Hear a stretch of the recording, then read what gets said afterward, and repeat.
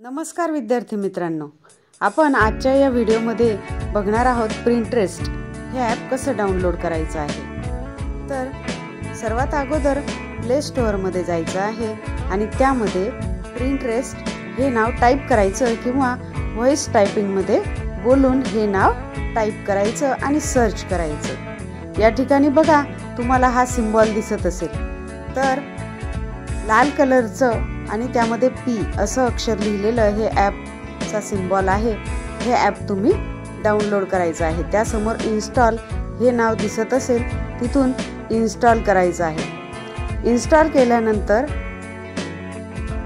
हे app sign in करायचं आहे। इथं मेसेज येतो विथ गुगल, विथ फेसबुक आणि त्या पद्धतीने कोणत्याही एका प्रकाराने आपण हे ॲप साइन करून घ्यायचं।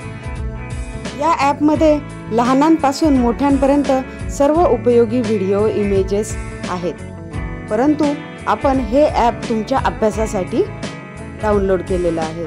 तर यामध्ये बघा तुम्हाला दिसत असेल इंग्रजी वाचनासाठी, तसेच आपल्याला सेमी मॅथ, आता सेमीला आहात तुम्ही तर मग मॅथसाठी, तसेच तुम्हाला काही ॲक्टिव्हिटी करायची असेल, काही मॉडेल बनवायचं असेल, काही प्रोजेक्ट बनवायचा असेल, त्यासाठी सुद्धा हे ॲप खूप महत्त्वाचे आहे।